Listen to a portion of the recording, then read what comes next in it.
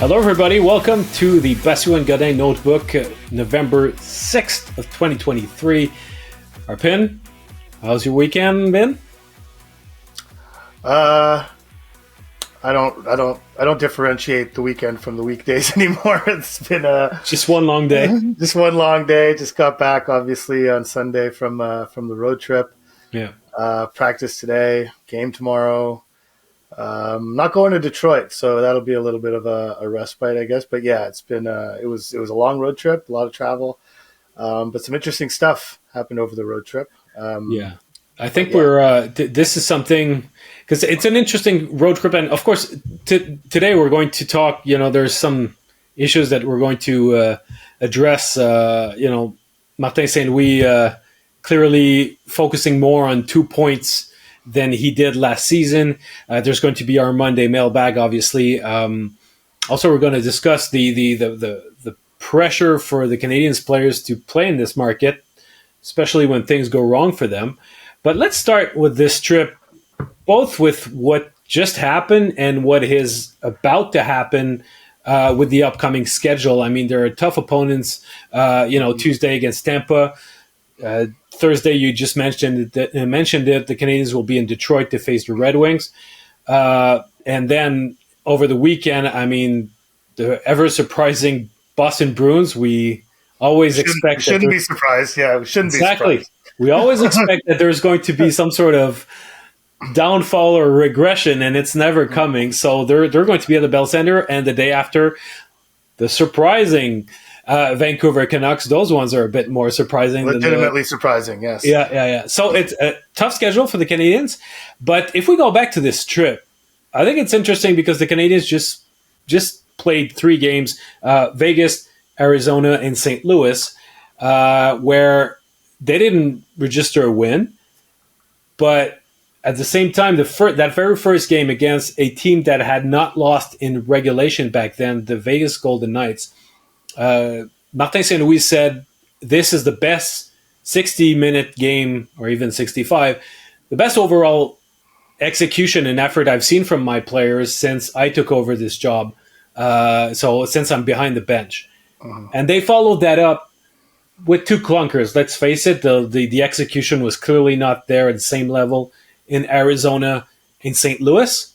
So what do you make of the fact that they were able to to raise the standard, as St. Louis says, in Vegas, and they follow that up with two performances that are truly subpar? Well, listen, first off, it's clear that they didn't raise the standard. It was, I think I wrote after that game that Martin St. Louis likes to deal with trends and not one-offs. Yeah.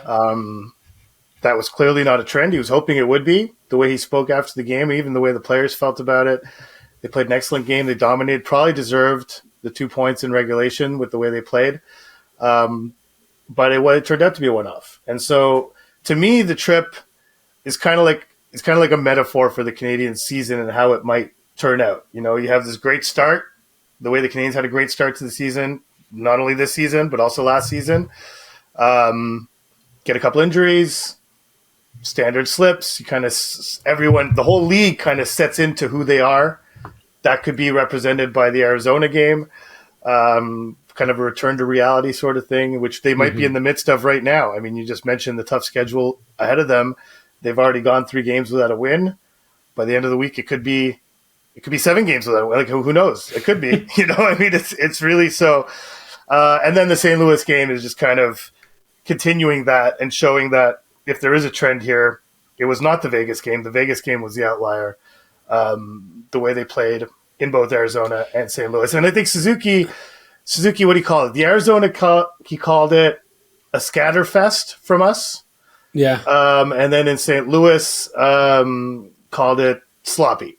So it's easy to take the common denominator of the trip being more so scatterfest and sloppy than it was best this team has looked since Marty St. Louis took over. But I agree. I understand your point about, one-offs versus trends. But I think when Martin St. Louis talks about raising the standards, it's just saying, okay, so this is the sort of game that we're capable of playing. This is what we need to aim for from this day on. Yeah, it's not necessarily this is how I expect you to play every single night. But Right. this is the new benchmark of, here's a prime example of what we can do. And I want you guys to aspire to that as frequently as possible. Because, and if we do that, if we bottle that, we'll be okay. So I think it's just and it's a bit painful that the whole thing happened within the confines of a loss, because they lost in the shootout, but still they didn't get a win for that, that great effort. But at the very least, if the team keeps going like that and keeps mimicking that sort of performance, they should be fine. But it's clearly, when we talk about the ups and downs of a team that's still developing, it goes to show how if you can't even reproduce something that's similar to that the next game, and you're going into a level of play that's truly disappointing, it goes to show how long a way they've got to go in terms of finding an overall consistency as a group, because it's not expected that this team is going to be able to sustain a quality of execution night in, night out, at least not this season. And that's why we can expect that there's going to be a sort of a regression in the standings. We mentioned in the last podcast the fact that we didn't think, either of us, that this team would be bad enough to be in the bottom 5. But still, I mean, it's not. It doesn't look like a playoff team either. No, of course not. And that's kind of what I mean when I talk about a metaphor for the season. Is that, yes, if you're setting the bar at the Vegas performance, the point being that with where the team is at, just in terms of their evolution towards becoming a championship caliber team, they're not there yet. They're not at the point where they can reproduce that night after night. Both in Arizona and in St. Louis, they were the rested team. Arizona was traveling from Anaheim on a back-to-back. Montreal had been well rested in Arizona, waiting for them. St. Louis didn't have to travel, but they played the night before against New Jersey at home. Yeah. Again, the Canadians, calling them well rested might be a bit of a stretch, considering the travel from Arizona and how complicated it was, and going to bed at 6 a.m. the day before a game is not ideal. But still, they didn't play, and so that's kind of what I take from the trip, is that, yes, we saw the best of what the Canadians could look like under the current circumstances, even without a Doc and without a Savard, but still, in terms of style of play, in terms of engagement, commitment to really playing their style and responding to a challenge from their coach. That was the big talking point in Vegas for 2 days, was how they hadn't lost in regulation yet, and they had an opportunity to do it, and they really embraced that challenge and were like, let's go be that team. And then they went out and did their best. I mean, they really couldn't have asked for a better effort from Montreal than what they gave. But where they are in their building process means that it's not reasonable. You're right. It's not reasonable to think they could do that every night. And if that's the bar, they're going to have a tough time reaching that. And really, maybe from a realistic perspective, maybe that shouldn't be the bar. Maybe that was a one-off. And maybe the real version of the Canadians is somewhere between what they did in Vegas and what they did in Arizona, because not only did they not meet the bar in Arizona, they played awful. Yeah. It was an awful game. It was really the other end of the spectrum for them. And so, if you're Martin St. Louis, I feel like maybe that gives you a bit of a reality check. It's normal for a coach to feel optimistic about his team. It's normal for players to go out there and want to win every game. But this team is what it is at the time that it is, in the development curve that it is. And I think this trip was a reminder of that the hot start was home heavy, a lot of easier games in terms of opponents. Some may say that Arizona and St. Louis are easy opponents, but St. Louis beat New Jersey the night before. Arizona has been playing excellent hockey all season. So they're heavy. They're heavy in the way. I mean, they're fast, they're skilled, but they play a heavy style. It's not necessarily that they're physically heavy, but they were on top of them the whole game. Yeah, and they have the puck a lot, and it's tough to get it. It's tough to get it from them once they have it. So that's kind of the reality of the situation, and that's why, like, when you tease sort of the 2 points thing, right? And everyone could think like, oh, that's obvious. Obviously, any coach going into a game would say, I'm going after the 2 points. But there's context to that question. is, are you going after the 2 points more so than trying to develop some of your players and making sure that they get the proper ice time, making sure they get put in the right situations?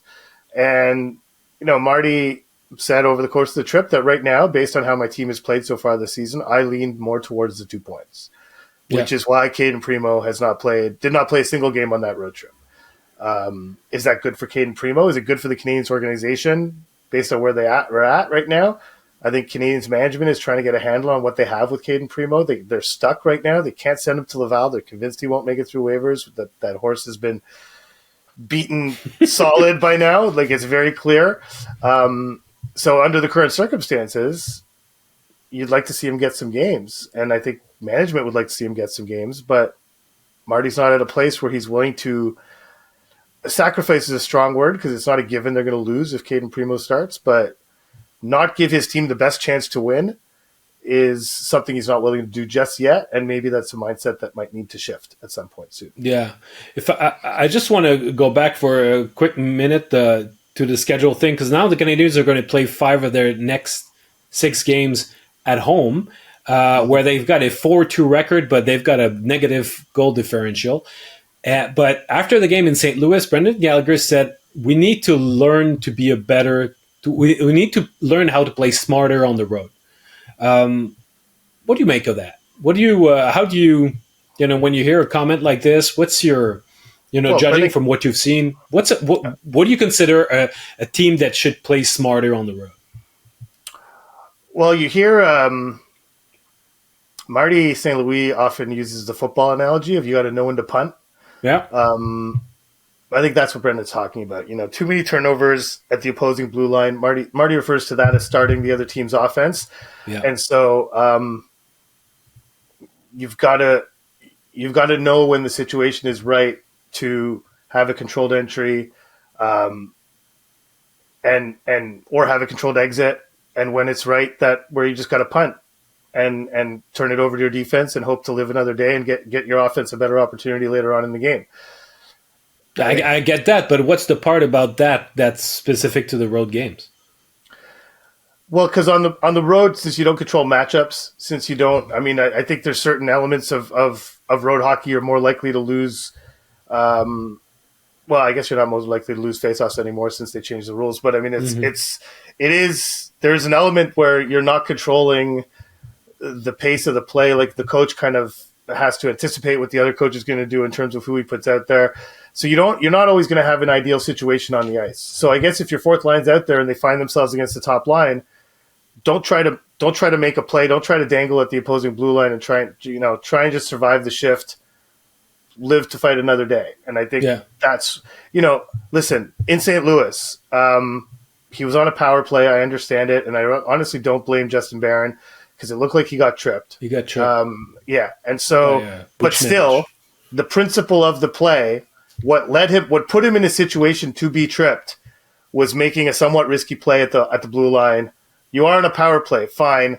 Mike Matheson does that all the time and gets away with it more often than not. But if you're Justin Barron in that situation, maybe just dump it back in the zone, and see what happens if you just maintain possession as opposed to try and make something happen at the blue line that leads directly to a shorthanded goal and ultimately essentially puts the game away. It wasn't over at that point, but was a real massive turning point in that game. So I think, Brendan Gallagher's not going to sit there and say, hey, Justin Barron, just get that puck deep and live to fight another day. But that's the example of what he's talking about in a game situation. I don't know if it's all that specific to the road. It might just be that they happen to have done those things more on the road than they have at home. But I think that's where his reaction came from. We often hear players say that they got to play a simple game on the road, and I think that boils down to that too. You talk about turnovers, for sure that Barron put himself in a tough spot there. He could have recognized the pressure coming to him at the blue line, but Dvorak had a turnover on a previous goal, followed by a lost battle by Newhook along the boards. That set up... No. Let me correct you, because in order to lose a battle, you have to actually engage in a battle. So it was not a lost battle. It was an ignored battle by Alex Newhook on that one. Right. He seemed to fight the puck a bit on that one. So yeah, but there were multiple instances, and that was 2 games in a row where the Canadians really, um, they fed the other team's rush Mm-hmm. by giving the blue line, letting them enter the slot quite easily. So at some point, I think those are things that you need to correct. And if Martin St. Louis is so happy that they had done so in Vegas, well, it was definitely coming back to earth situation in the next 2 games. But you mentioned Barron on the power play. We saw last game that Justin Barron was put on the second unit of the power play, Yeah. replacing Arbor Jackai, who had been there since the beginning of the season. Obviously, Arbor Jackai, he's got the heavier shot between the two. He's probably I actually clocked the most powerful slap shot on any player in the Canadians so far this season. But Barron, it really suits his style with the fact that he's able to to dance down the blue line, and he's a great passer. His vision. He's got vision a lot more than Jackai, so Yeah. his skill set is suited for the power play if your power play is not based on the big shot at the blue line, which hardly any team is like that anymore. So, but this is a situation where earlier this season I remember we spoke about that before. That decision of putting Barron on the PK and Jackai on the power play, Martin St. Louis wanted to basically take those two guys a little bit out of their comfort zone and help them develop parts of their game that they had not necessarily been exposed to much at the professional level, and just then add to their toolbox. But when you mentioned a few minutes ago the fact that the coach was focused more on winning games right now, that's another example, because he put those guys back to where they belong. Granted, there was not there was hardly There were no any penalty kills. PK. Exactly. There's no PK. So we could not see if Jackai will be used all that much on the PK. But as for Barron on the power play, it was a natural role. So isn't it there also another instance where basically Martin St. Louis, instead of going for development right now, has switched to let's win. Let's win games. My deployment, the usage of my lines will go accordingly. The choice of my goalie will go accordingly, and so on and so on. Yeah, a little bit. I mean, I think there was also part of it was that Jackai's play is slipping a little bit in the defensive zone, and so I asked Marty about that on Monday morning after practice, and he said he wanted Arbor to focus on his defensive game and try and really put the emphasis on that. And I think Jackai's been fighting it a little bit, and quite honestly, the way things are looking, I mean, he is the number 6 defenseman on the team right now. And so they're a ways away from David Savard coming back, but if he were to be back tomorrow, I kind of think Jackai would be out of the lineup the way he's been playing so far. So, I mean, I think there's some improvements that he has to make in his game, and maybe having the power play to think about, because it requires a lot of thought for Jackai, because he's never played power play. And he even admitted it. There was a game in Buffalo where he just ran the wrong breakout on the power play, where he just chose the wrong one, or for whatever reason wasn't on the same page as everyone else as what they had discussed on the bench before they jumped on the ice. So, I think so. Yes and no. I think yes, Barron is a better fit on the power play, but Marty always knew that. But I think there is some development to be done with Jackai in terms of where his overall game is at, and you shouldn't be on the power play if your overall game is suffering a little bit. Although Mike Matheson's obviously going to stay on the power play, even though his overall game is suffering a little bit. But I think in the case of a young player who's still developing, allowing him to put his entire focus on his biggest areas of need is still a development decision, ultimately. I think it shows faith also in Justin Barron. He's a guy that, with David Savard being out, he needs all the help he can get, being Martin St. Louis, from his right-handed defenseman. And making sure that he puts Barron in good situations is going to be very helpful. And game after game, Barron's slowly raising his levels. I always find that there's a little bit of a nonchalant aspect to his demeanor on the ice, and I always fear that this might turn into mistakes or turnovers or whatnot. But I must say that there's less and less of those mistakes as games go on, and that he's finding his groove offensively. We've seen him. He's probably the one defenseman that has set the tone in the past 5 or 6 games when it comes to defensemen, jumping the rush and coming in the second wave of attack. He's really been leading the charge in that sense on the blue line, and I think that's good. And it's only fitting now that he's being given the chance to help the second unit of the power play, so that it adds to that comfort zone and adds to the fact that okay, this is where I can help and contribute the most, and it becomes sort of a snowball effect for him. But I see some improvement in his play overall. So 100%. He's been solid. I talked to him and Goalie this morning as well, and just about their pairing and how they played together at the World Juniors, and we tend to make too much of that sometimes. It's a 2-week or 3-week tournament years and years ago, but Goalie said as soon as on day one of camp for that tournament, when they got put together, it just seemed natural. And even though years have gone by since they played in that tournament together, as soon as they were put together as a pairing with the Canadians, felt just as natural. And they have complementary skill sets. They're both excellent skaters. Goulie's probably Goulie's considerably stronger defensively. Barron's got more of the offensive upside.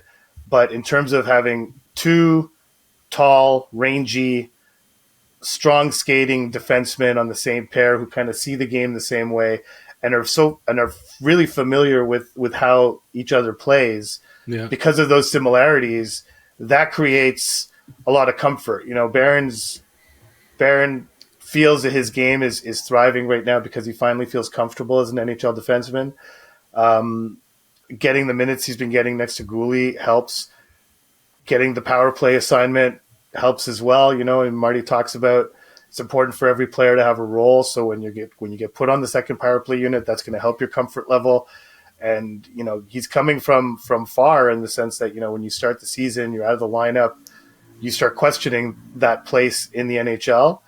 But as soon as he was needed, he stepped in. I think he had a couple of games where he was a little spotty and settled right into a nice groove here where we were seeing a confident, self-reliant version of Justin Barron that we probably haven't seen since the trade. And it's reflecting in his play. I mean, he's not, notwithstanding that play on the power play in St. Louis, but really hasn't made that many mistakes. Whereas I think last season he was very mistake prone and really made. Well, even on the during training camp, I mean, he was still his play was quite vulnerable, more than he is now, no doubt about it. And it's interesting. But super important for the Canadians, though, because honestly, like the other night, everyone saw how Matheson was struggling. Kovacevic wasn't much better. Jacky, as mentioned, the only guy who was really playing well on the first and third pairs was Jordan Harris. And so what does Marty do after the first period? He puts Harris up with Matheson. Kovacevic goes back down to where he's probably best suited on a third pairing with Jacky. And so the one pairing, like Marty's done that in game twice, and the one pairing he hasn't touched is Goalie Barron. Yeah, and so that's another vote of confidence for Goalie and for Barron. So early in the season, right at the beginning of the season, Barron was a talking point. Would he face the same fate as last year? Would he be sent down? It was there was talk about maybe keeping Matthias Norlinder. So there was a spotlight on him. There's a spotlight on various guys over time that struggle maybe, and because the attention in Montreal is so big on this team that whatever doesn't work perfectly right is going to become a topic of discussion. And granted, whatever works very well is a topic of discussion too. But I wanted to bring you on on the topic of the pressure of playing in Montreal, because right now we've got two guys. I mean, we've talked about we spent most of the last two podcasts talking about Juraj Slafkovsky, and judging by the questions of our colleagues today, now their attention has turned to Josh Anderson, who is still snake bitten and still looking for a goal after all those chances that he got since the beginning of the season. Those two guys have been the focus on of many comments, many critiques, and when things don't go right for a player in Montreal, it can become heavy, and not every player is going to be able to handle it the same way. Yeah. How do you think that it's really that much different in Montreal compared to, let's say, other Canadian markets? I mean, I'll see how people are calling for DJ Smith's head in Ottawa. How Jay Woodcroft in Edmonton's also on the hot seat, and there's a lot of pressure on this Oilers team to meet the expectations. And in Toronto, there's they again those doubts about how team tough they are and how resilient they are and how combative they are. So it's not just Montreal, but is there something specific about this market here that will make it bigger in terms of pressure for guys like Slafkovsky or Anderson, you think? I mean, I don't personally, I don't consider it that different from Toronto. I think it is a little bit more intense than Ottawa, Edmonton, all the other Canadian teams. Well, Vancouver is actually pretty up there, but the one difference, I guess, in Montreal is the two languages. I did a big story on this exact topic several years ago when I was still working for NHL.com, and an interesting anecdote. That's a long time ago. That was a long time ago, yeah. But I spoke to a lot of people. I spoke to, like, Michel Therrien was a coach at the time. Obviously, Carey Price was a goalie. Max Pacioretty was a captain. So I spoke to other captains, other former goalies, other former coaches about those specific roles, those three positions on the Canadiens as being the most pressure packed. Yeah. And got a lot of interesting responses, but nothing all that surprising. But the best thing I heard about it when I was researching that story, something I actually didn't even use in the story, was the New Jersey Devils were in town, and Mike Camilleri was playing for the Devils, and he always loved coming to Montreal as a visiting player. He's someone who really enjoyed speaking to the media as a player. Yeah. So he was, like, always excited to see us. We'd sit around and kind of shoot the shit a little bit, and he loved it. So I was doing this story, and I asked him, I was like, listen, I'm trying to do this story on what makes the pressure in Montreal unique, what makes it different from anywhere else. And he's from Toronto, or the Toronto area at least. And so he said, I'll give you a perfect example. He's like, this season I started, and I don't remember the exact numbers, so I'm kind of paraphrasing the story, but he's like, this season, I started the season, I didn't even get a point in the first, let's say, 9 games. Basically what Josh Anderson's going through right now. Right. Didn't answer a single question about it. Then I went on a tear and got, like, 5 goals in 6 games.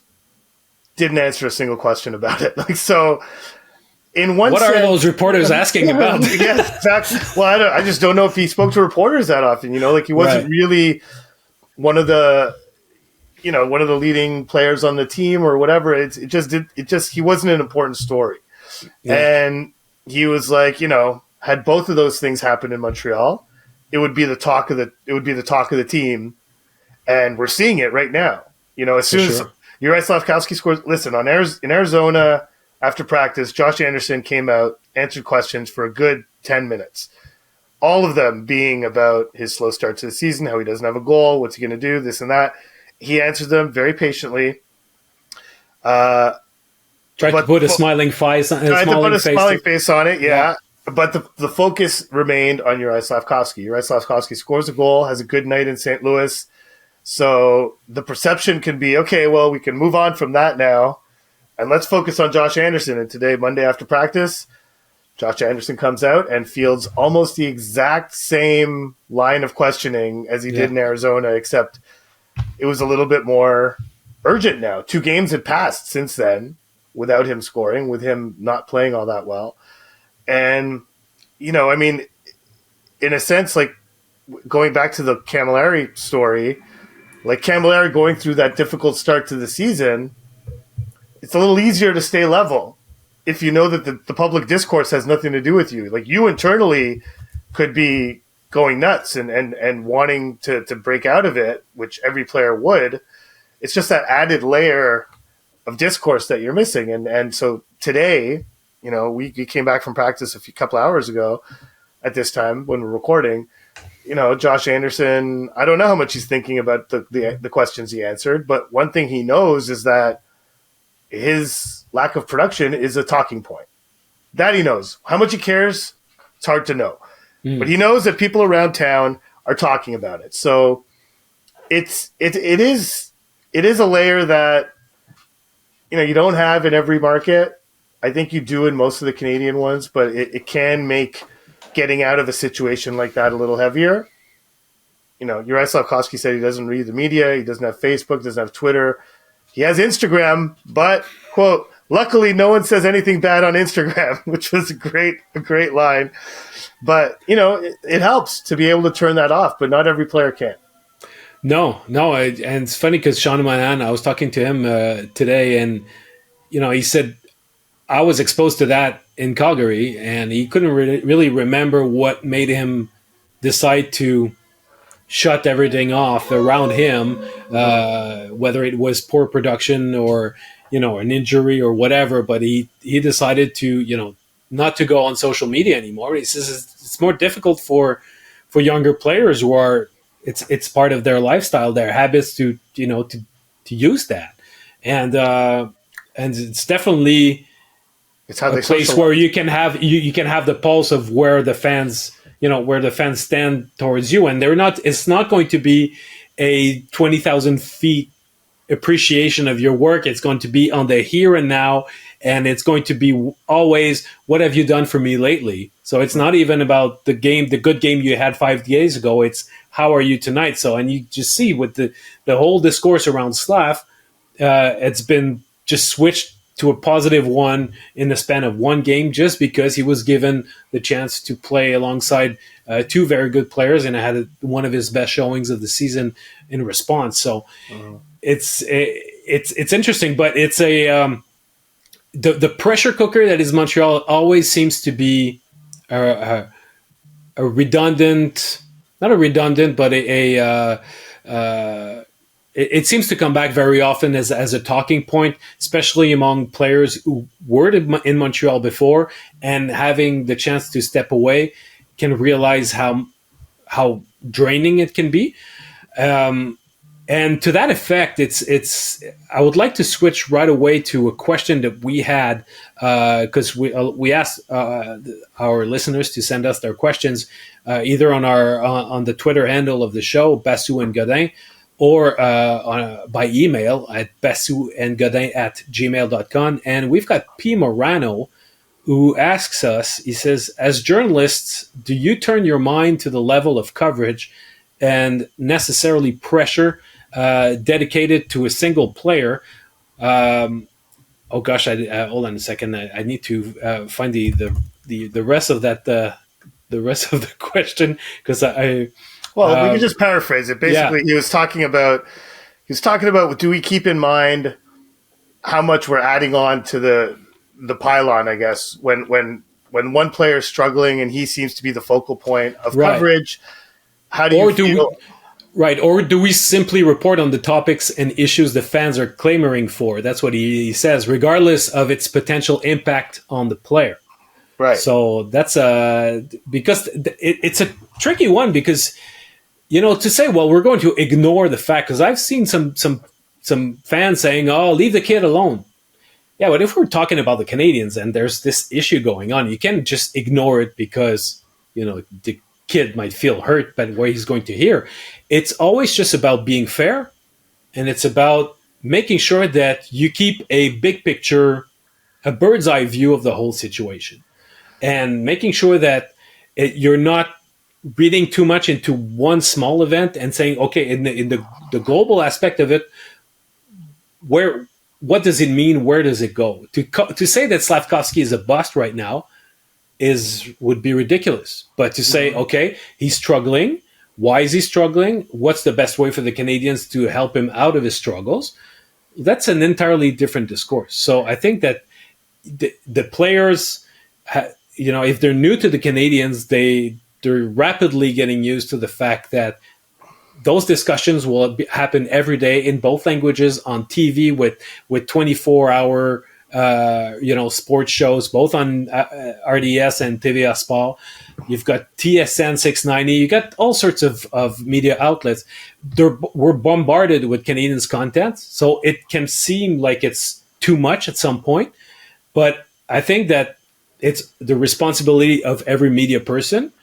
And also, if you're so into it as a fan, it can be your responsibility too to say, okay, well, how do we analyze this by not necessarily getting too ahead of ourselves and getting too passionate about it, but just using our brains to say, okay, what's the situation now, what it can mean, but drawing conclusions because it's such a because it feels good to say they were wrong.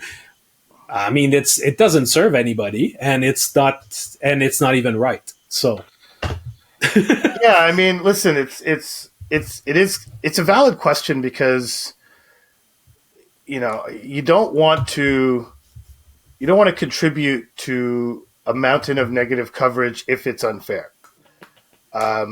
You do need to keep in mind that that there's different bars for different players, right? I mean, listen, Nick Suzuki had a couple of bad games. People mentioned it. Marty said he could be better. It became a thing. What did Suzuki do? He went out and had a good game, and it put an end to it. Slafkovsky, same deal. He ultimately had 4 or 5 bad games. Yeah. And in his case, obviously, it's amplified because he's the number 1 overall pick. But, we went through this experience with Jesperi Kotkaniemi, and it's very similar. And I learned something from that experience because I have a tendency to give the benefit of the doubt to a player who is Slafkovsky's age, just as I did with Kotkaniemi. When he was 19, when he was 20 even, I'm like, the kid's 20. He's going to make mistakes. He's going to grow out of it. But at a certain point, and it's becoming an earlier and earlier point in the NHL, is that what you see at 19 might still be there at 2021. If it is there at 21 or 22, that's an issue. And so, some of the things you see at this age, even if you can make the argument he shouldn't even be in the NHL at this point, can be hints of later problems more so than it used to be. Whereas in the past, I'm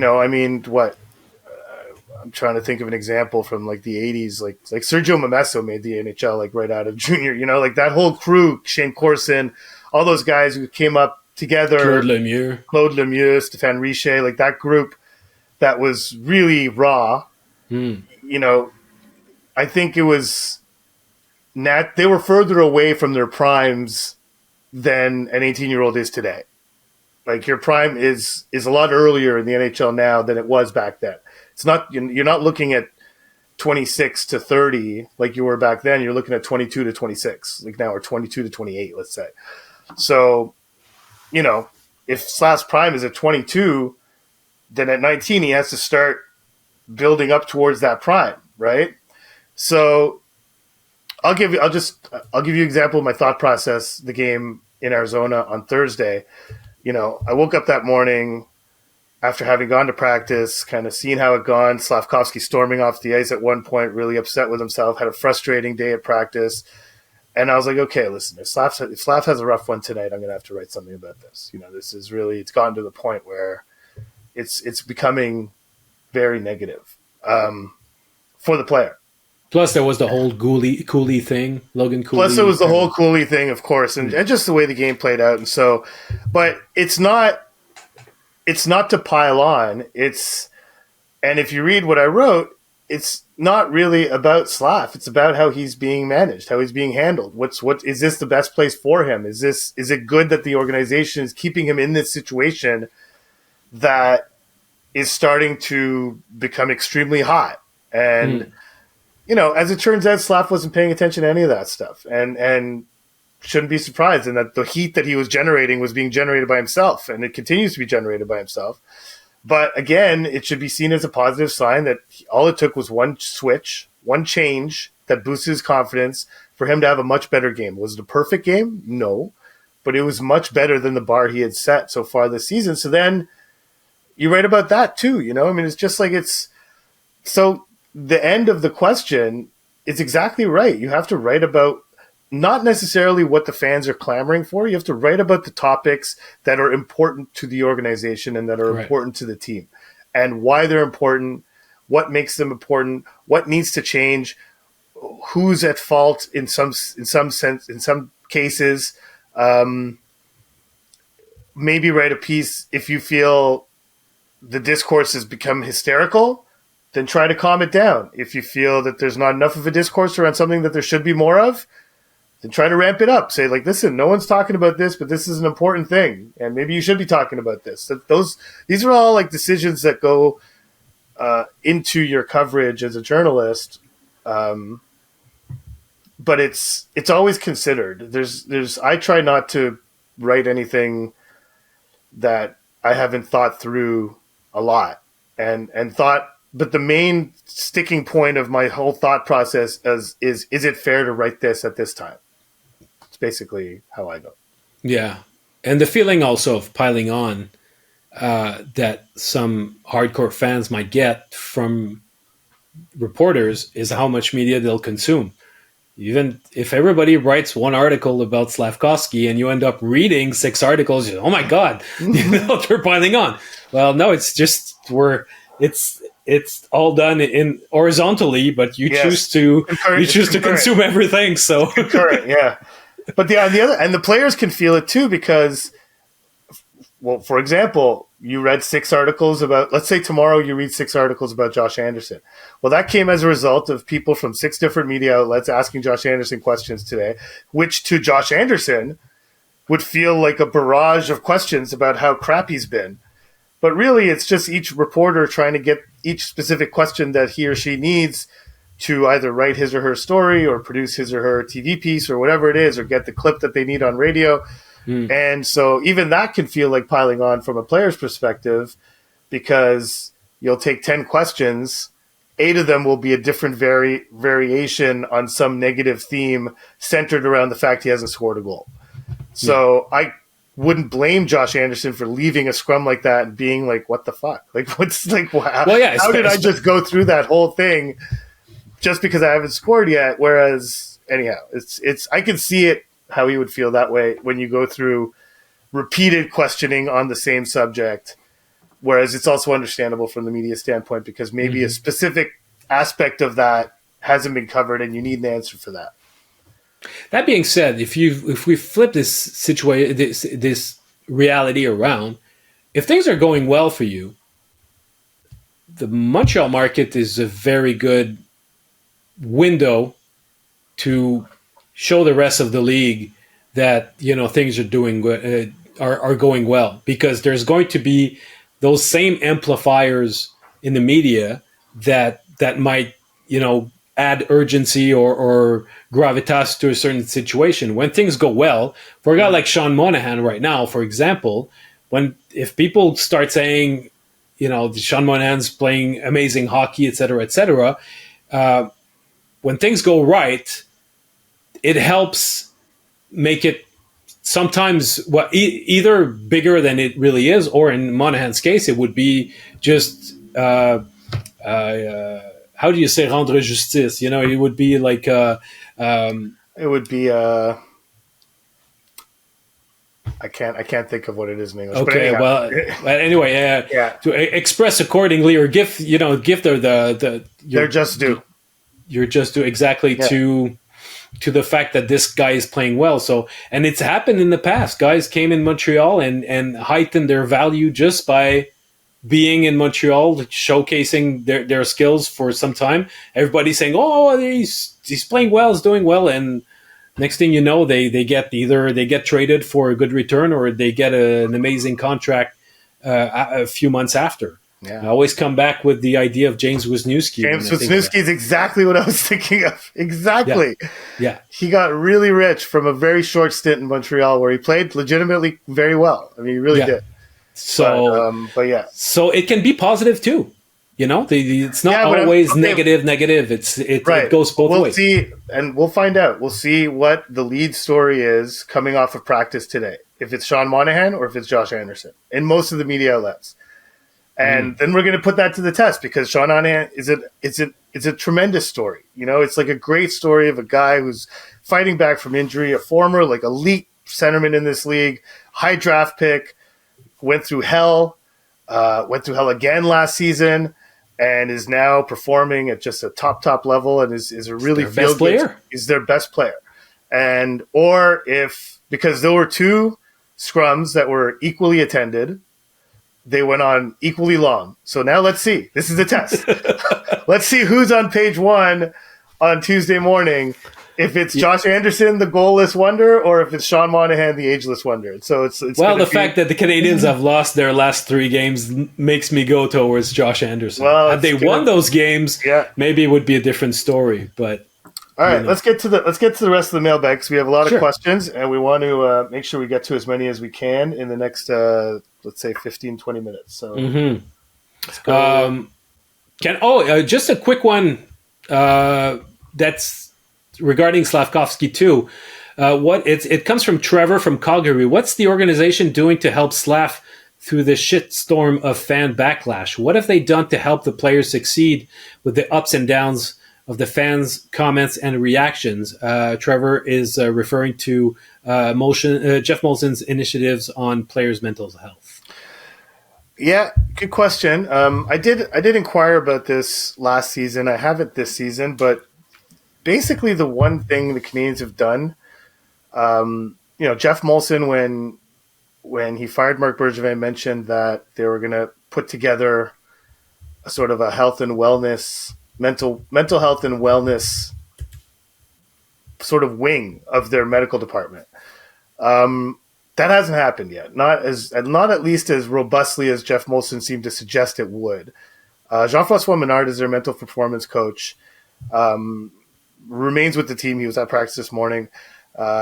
Works with players who want to work with him. He worked a lot with Yoel. He has worked a lot with Yoel Armia as just one example. Who's of a player who's openly spoken about. A lot of players would rather not speak about that kind of stuff they're doing off the ice. Yoel was quite open about it last season when he was going through some tough times. How it helped him maintain his confidence. I would imagine. I don't know. I haven't spoken to him about it this year, after getting sent to Laval, but that would be an example of when speaking to Menard would be beneficial. But really, aside from and really the player has to want that help. Like that's really what it comes down to. I haven't asked Slavkovsky directly, but my understanding is that he hadn't really availed himself of that during the course of whatever was going on. So, or what is still going on, really. I mean, it just takes a couple more bad games for that storm to get drawn up again. So that's basically it as far as I know. I don't know if you're aware of any other initiatives that they've taken, but that really is the one big change. Not really, no. Yeah, so I was not sure if JF would be back this season because his face disappeared from the website, and also he was not around too much earlier in the season. He was not on the trip, but I saw him in the stands at Bell Center this morning, and he's definitely. I've seen him on the press box a couple of times this season as well. He's around. Yeah, he's around, and he's still with the team, and they do still have availed, which is an improvement from what there was before. They didn't have anyone like that before. Yeah, they did have a sports psychologist who worked with the team for a little while. I forget his name. No, for a long while, and he's still there. Dr. Scott is still there. No, not Dr. Scott. It was specifically it was someone else. It was anyhow. Okay. He's not with the team anymore, but he did work with them for a while. But and Dr. Scott obviously does still work with them. But in terms of dealing directly with the players on a sort of a day-to-day basis, it's Jean-François Menard is the guy. And I think that it's very sporadic, but there's a few events over the course of the year where the players will meet the alumni. And I think which was not something that was encouraged all that much under Marc Bergevin, but there has been an effort to build bridges between the former players and the current edition of the Montreal Canadiens. And I guess this is really a topic where if there are some good relationships that are established, I know that Chris Nyland seems to have is ends with a few players. Former players can help with also giving their opinion regarding the immensity of the market and how they personally handled it. So that's something also, I guess, that can help as a support. It's not something that's daily, or it's certainly not as direct as Jeff Menard's input can be. Mm-hmm. But once in a while, to feel like there's a sense also of there are generations of experience before you of guys living the same ups and downs during their Canadiens days is something, I guess, that the current players could turn to. Mm-hmm. There is Marc Caron who's asking us, assuming no injuries by the end of the season, who loses their spot to Lane Hutson in the last dozen games? Well, that's there are a lot of things that are suggested here. First off, well, that Lane Hutson... There's a lot of people that are assumed there, yeah. Yeah, exactly. First, that he's going to sign a contract at the end of his season. Also, that Boston University is not going to be very successful. I doubt that he would be available for that many games. But there's a strong possibility, I would say, that it would be Lane Hutson's last year at BU. And for a player or a prospect of his caliber, it wouldn't be surprising one bit that he signs a contract and spends the last few games in Montreal. But it's an interesting situation because Lane Hutson's not the only guy in that situation. David Reinbacher could also join the team at the end of the year. So Hutson's a left shot, Reinbacher's a right shot. So it's going to be interesting to see because you have players that are finishing their contracts. I'm thinking, well, first and foremost, there's there's two guys that are RFAs at the end of the year, Barron and Jacky, but nobody ends their contract at the end of this season. Uh-huh. What we see, though, is Jonathan Kovacevic. We mentioned him before. He's got one more year. He could be a guy that, the Canadiens could decide to move at the deadline, thinking, well, we did what we could to heighten his value. He's replaceable. We could choose to make room for him. David Savard also, he's got one more year under contract. He's a right-handed defenseman. To me, he's the sort of guy that could definitely be moved at the deadline if he's healthy, and as part of a way not only to bank on the fact that a team that's going into playoffs could use a player like that, definitely, but also he seems like the most likely candidate to give a spot to a younger player if there's a need to insert a younger player, a rookie defenseman. But Savard's a right-handed shot, so it works only for Reinbacher. The other item, I guess, would be what happens to the right-handed defensemen that are in Laval currently. If you move Savard, for example, at the deadline, do you have other guys that can play on the right side?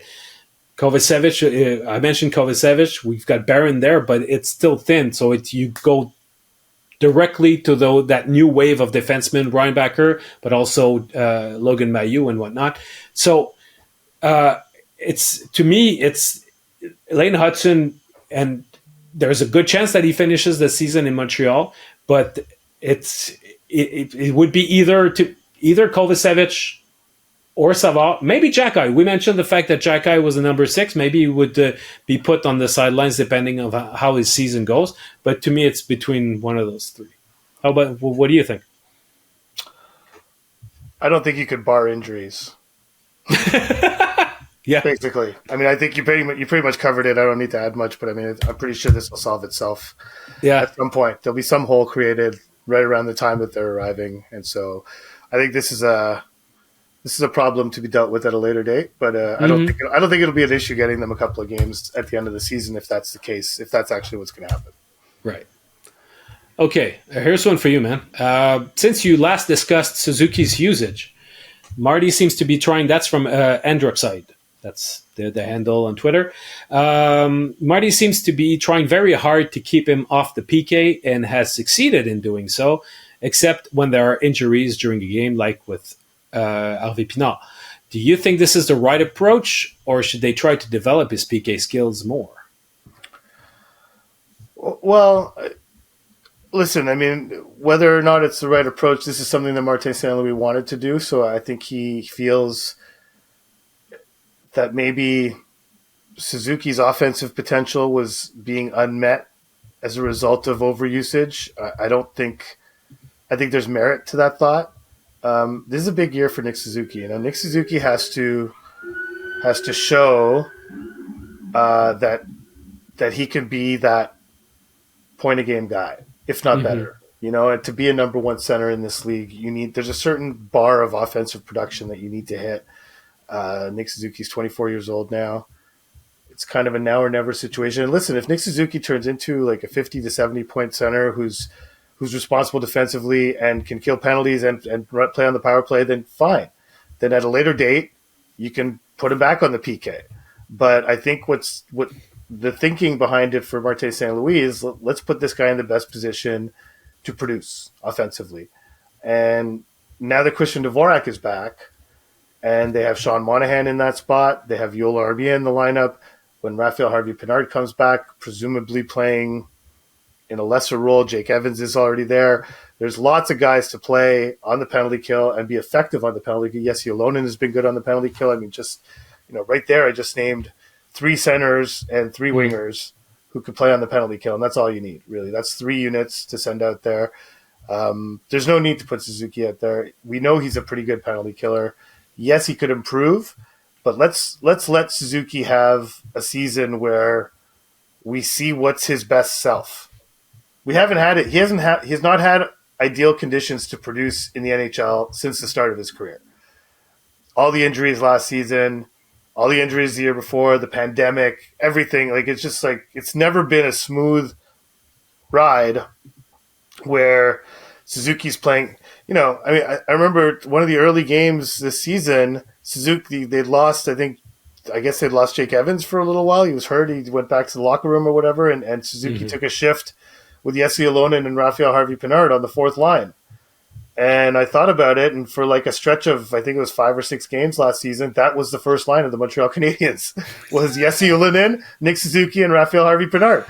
And so, you know, he hasn't had that opportunity to be playing with Cole Caulfield for a full season. Right. And to have some stability on his other wing, you know, which hopefully, if this works with Slafkovsky, great. If it doesn't, then you have Monahan there as an alternative. Like, there's different ways to keep that line producing, but I don't want to put it too drastically, but it's kind of put up or shut up time for Nick Suzuki, despite everything I just said, like all the legitimate excuses he's had up until now. It'd be good for him to have an excuse-free season where we can just see what are you about? Yeah. What is Nick Suzuki all about? So I think taking him off the PK is part of that. It's funny because when I saw that question, I thought also of Mike Matheson, who's in a similar situation, because Matheson could also benefit from not being on the PK anymore. He's had a very, very good beginning of the season, but his play has dipped recently. He was injured during the course of a game recently that was against Winnipeg on October 28th. But you look at his last few games, you know, he averages 24 minutes a night. But in the last 3 games, it's been 22 minutes, 21 minutes. And it's a place. I'm sorry? He's been not good. No. Exactly. He's been creating a lot of turnovers. He's been going back more towards the type of hockey that earned him some reproach from especially the Florida Brass back in the day. But I think that if you want to reduce his usage a little bit, getting him off the PK could be an option. You know, you want to manage those minutes and you want to make sure that you use those guys to the best of their ability. And Matheson is mainly he can be a responsible defensive defenseman, but he's mainly, I think, an offensively oriented defenseman, and same goes to Suzuki. He's capable defensively, but you're better served when he's there for you 5-on-5, and he's also fresh for the power play. So, Yeah. Okay, one last. Yeah, one last one. Yeah. Okay, so there's Bayern Habs here that say, what are realistic trade packages for each of the three goalies? I think that it's going to be hard to get into proper examples, but if I ask you, like, overall, do you see value for any of those guys? No. I note for various reasons. Well, maybe for Montembeault at the deadline, since he's an impending UFA. So, but the rental market for goalies is generally relatively soft unless you're a really established top flight goaltender. The Canadiens are still kind of mulling their way through the process of what kind of a contract they would like to offer Sam Montembeault. Sam definitely wants to stay in Montreal. So I would be surprised if they did that with him, even if contract talks didn't produce anything between now and the deadline. I think they would probably let that play its course. Caden Primo, 6th round draft pick, would be on the higher end of things. I mean, I just don't know what teams are willing to give up for a guy who has not only not proven himself in the NHL, has not really proven himself in the AHL either. And so the Canadiens are open to trading him if something opens up, but they also are concerned about this Montembeault situation and would like to have Primo there as a guy who could take over for Montembeault in a backup role and push Jake Allen for starts next season. Now, Jake Allen, if he continues playing at the level that he's been playing, which, let's be clear, is highly unlikely, but if he does, then maybe that could drum up a trade market for him. Would the Oilers be desperate enough to say, oh, wow, Jake Allen's played great for 5 games. Let's pin our entire Stanley Cup hopes on him, or would some other, Los Angeles' situation, yes, they've been getting good goaltending so far, but how long is that going to last? I don't think that's going to last all that. There's a question mark in goal in Los Angeles. There's a few places but in each of those places, I can't see the other team's GM saying, oh, well, Jake Allen's a guaranteed upgrade on what I have now. Yeah. And not only that, but there's another year left on his contract, which, the Canadiens gave Jake Allen that contract, because he's a solid, if not spectacular, not a spectacular goalie, but he's solid. He'll probably give you, league average goaltending. You can feel relatively assured that you'll get that from him. But more than that, he's a tremendous leader. He's a tremendous voice in the dressing room. He brings a lot of intangibles that a young team can benefit from, that the Canadiens value. And so that's why he got that contract.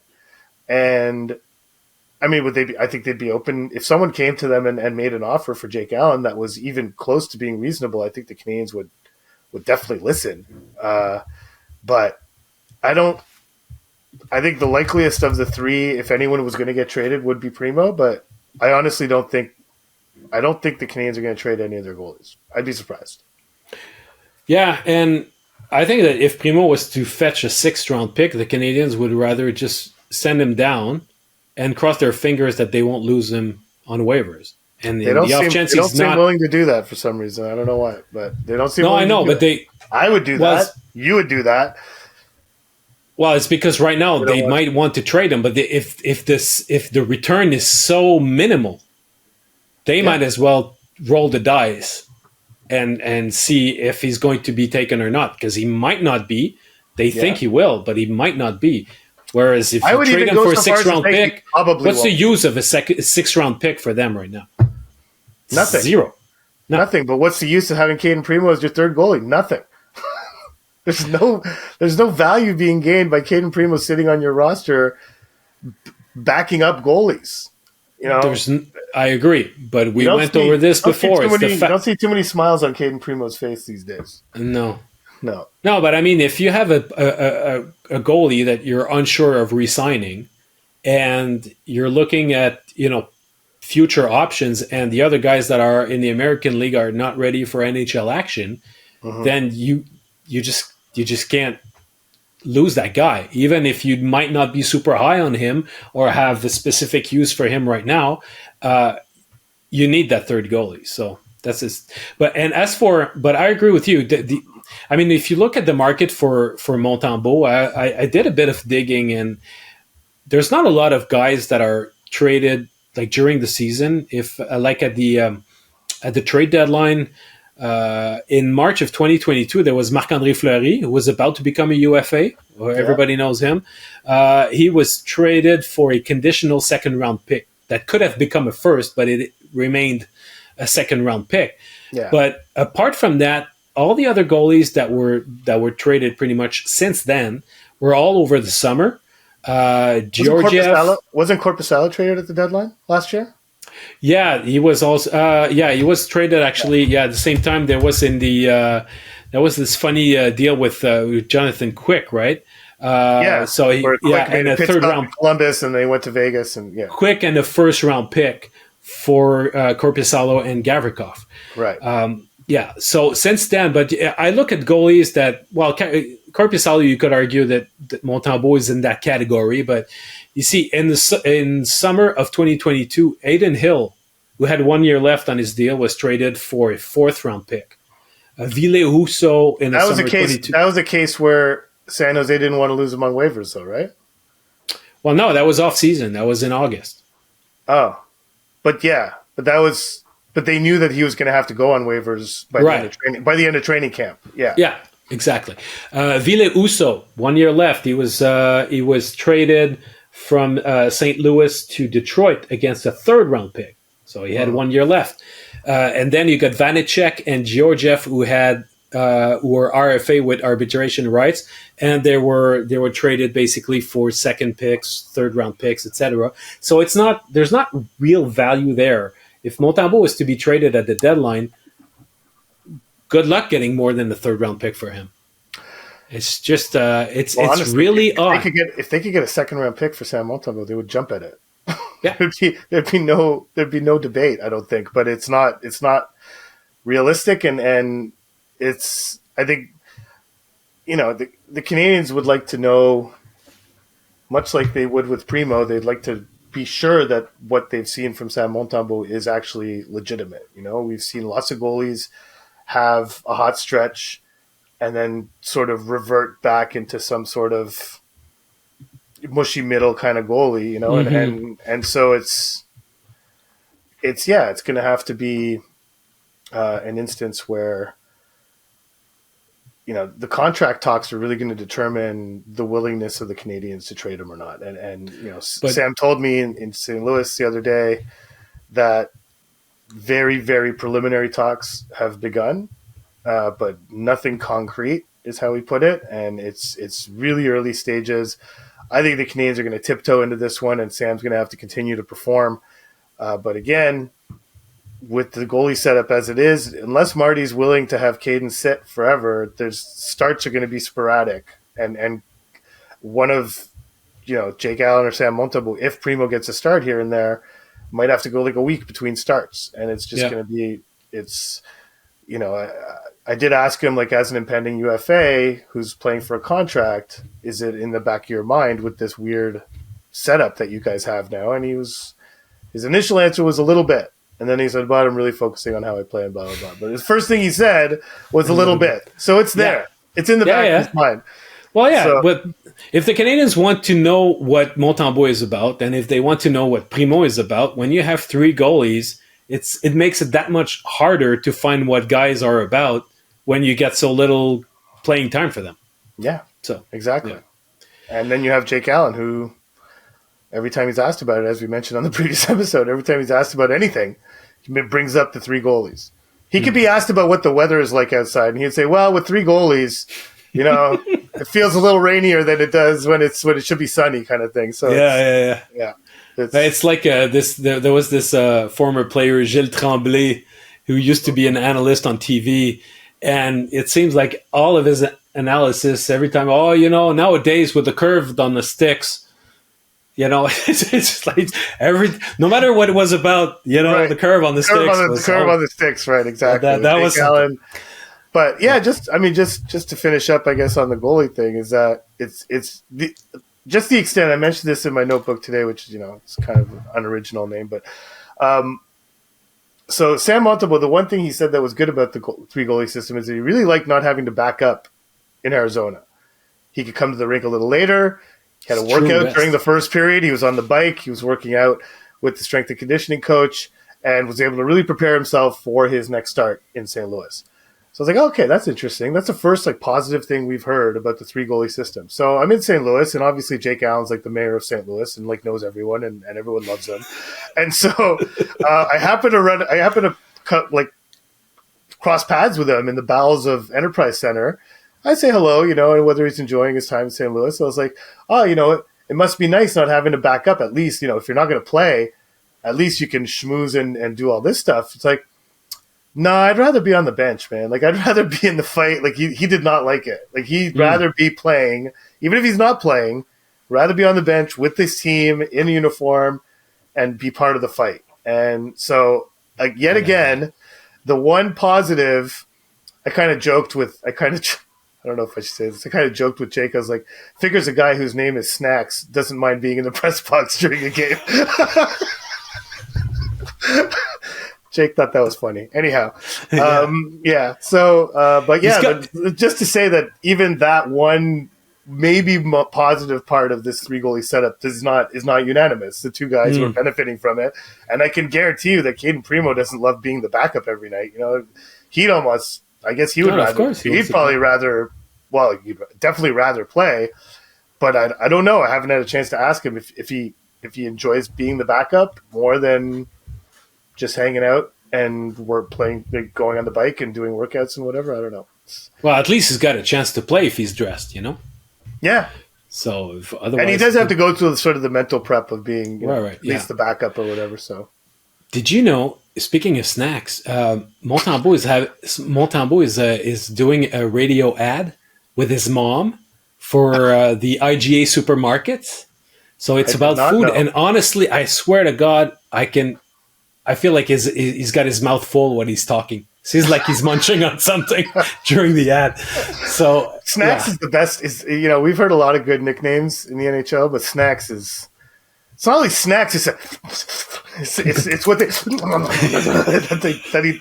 David Savard, man. David Savard is he's good. He's good like that. He's good for stuff like that. But yeah, Snacks is one of the better hockey nicknames I've heard for sure. For sure. Yeah. All right, so let's wrap this up. Thank you, everybody, for listening. We're going to be back on Friday. By then, the Canadiens, we'll see how they fare. Maybe that the wind will blow in an entirely different direction. But anyway, we'll be back. I hope you guys like this, this twice a week thing. I know I do, and I'm getting used to that notebook. I'm having fun with it. So I hope that you guys are too. So. That's it. Have a good week, everyone.